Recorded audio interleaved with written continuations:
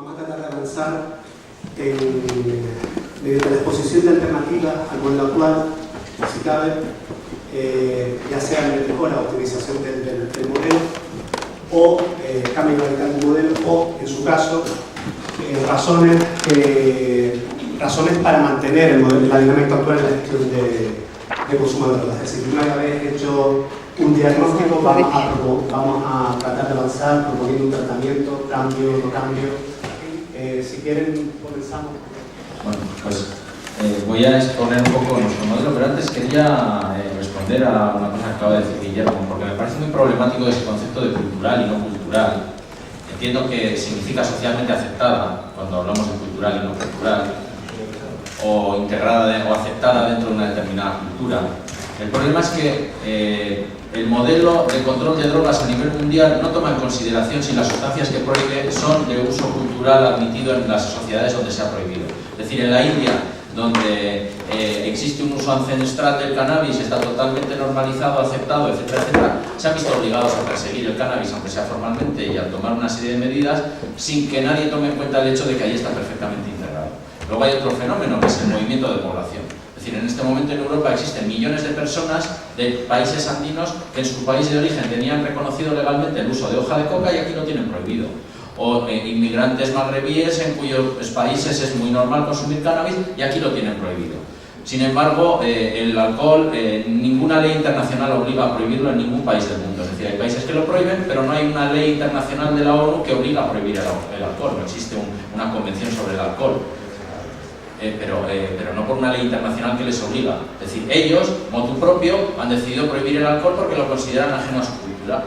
Bueno, podríamos entender que en distintos países se prohibieran diferentes drogas. Lo que no es admisible es que en todos los países tengan que prohibirse las mismas drogas porque lo dijeron 8 potencias coloniales en 1912, que fue lo que sucedió. Por eso digo que me parece un concepto problemático, porque en una sociedad intercultural y en una cultura cambiante, por ejemplo, el cannabis era una sustancia casi marginal en la España de los años 70 y, sin embargo, hoy es una sustancia que ha sido probada por una cantidad importantísima. De hecho, entre la franja de menor edad son mayoría los que lo han probado y, por lo tanto, hay que admitir que las culturas cambian y las realidades sociales también y legales tienen que adaptarse a las culturas que cambian. Bien, pues dicho esto, voy a exponer el modelo que planteamos, porque yo empecé en una asociación que pedía la legalización de las drogas y luego comencé a trabajar en una asociación de personas usuarias de cannabis y a intentar buscar una vía para normalizar el cannabis.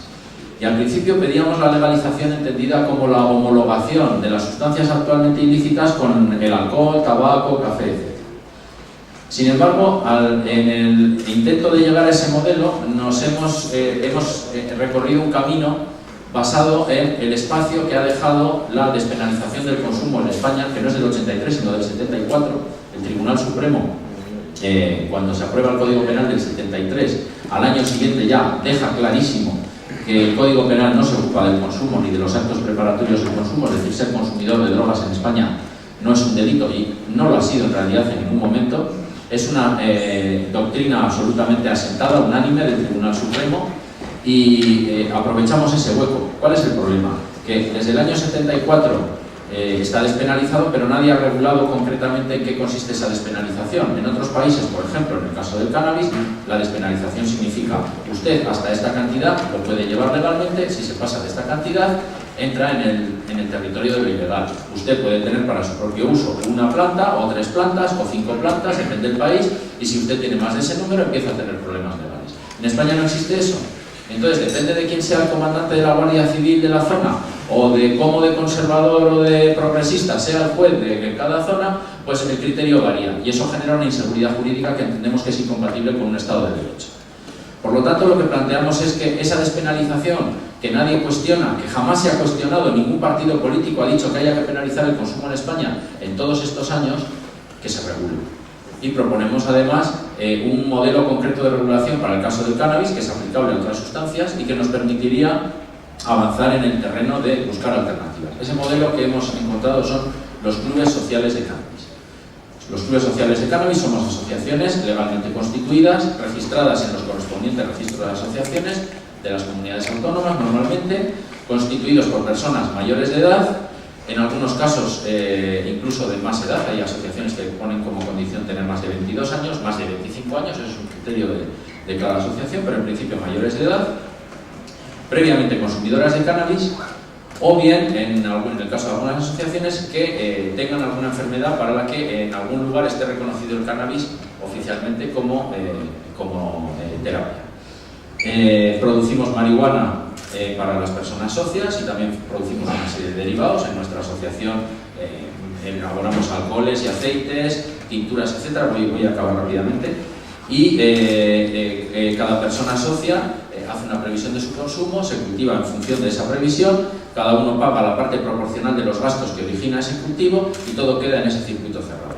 Hasta ahora los tribunales nos han aceptado que nuestra actividad es legal. De hecho, nuestra asociación sufrió una intervención en el año 2005 y la Audiencia Provincial de Vizcaya archivó el caso, y no solo eso, sino que nos devolvió la marihuana incautada por primera vez en la historia judicial española. Y ahora lo que estamos pidiendo es que eso se regule en lo concreto mediante un sistema preventivo. Estoy acabando, de verdad.